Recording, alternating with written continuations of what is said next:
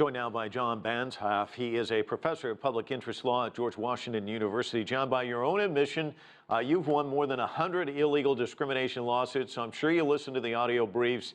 Seemed to me the government attorneys, their arguments were kind of skewered by these federal judges. What was your sense as you listened? Well, I think the judges were tougher on the government attorney, and quite frankly, I think he did a lousy job of defending it.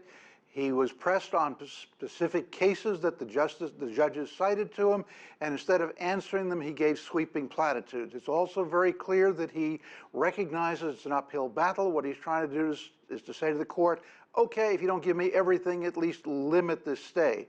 But I'm more convinced, even though I think that the executive order was constitutional, that this court will keep the stay in place, and if it goes to the Supreme Court, a 4-4 decision is very likely, which is one reason why I think, although they won't do it, that the Trump administration will be wise not to take it to the Supreme Court now, wait until there's a final decision, but more importantly, till their guy gets on the bench, we then have 5-4.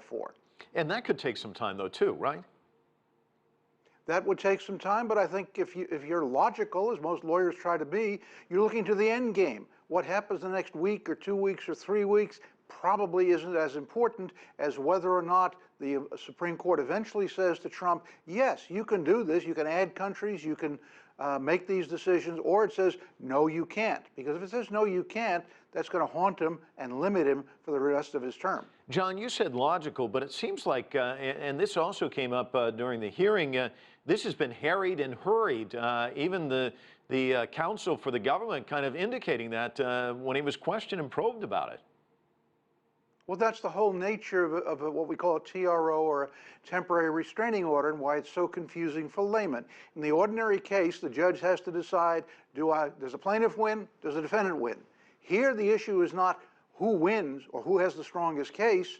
In large part, it is how harmful is it on one side, how harmful is it on the other side, who's got the better record, what is in the record, and therefore it's much more of a crapshoot, quite frankly, than a final decision where the judges sit down and say, yes, it's constitutional, or no, it's not.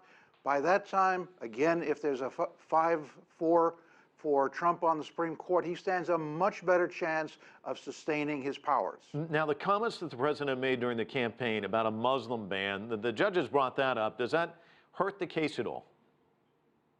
Yes, obviously it hurts the case because both Trump and Giuliani and others there have said outright, yeah, we wanted to ban Muslims, we try to make it legal, we try to work around it.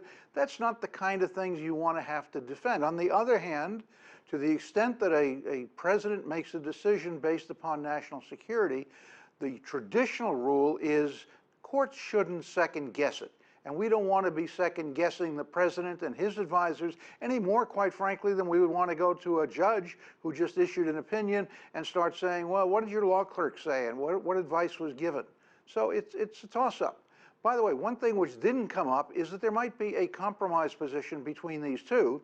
If the court eventually says to Trump, you can't ban these folks from coming in, rather than simply letting them in and taking whatever risk there may be, one idea would be to follow what Germany is doing, what Norway is considering doing, and what our customs people already do, and that is require some of these folks to wear ankle tracking bracelets, GPS. It allows them to be tracked 24/7, and that minimizes greatly the chance that one of them will be able to get away with a terrorist act.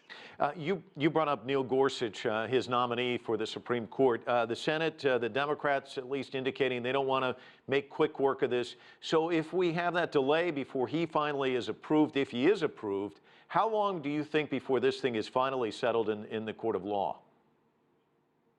That's very hard to say. The lower court judge has set a briefing schedule, but the state of Washington at least says they want to do a lot of discovery to get more evidence. I think, quite frankly, whichever side is not satisfied with the Court of Appeals decision will try to delay and slow things down to keep it from going to the Supreme Court, like running out the clock in a football game.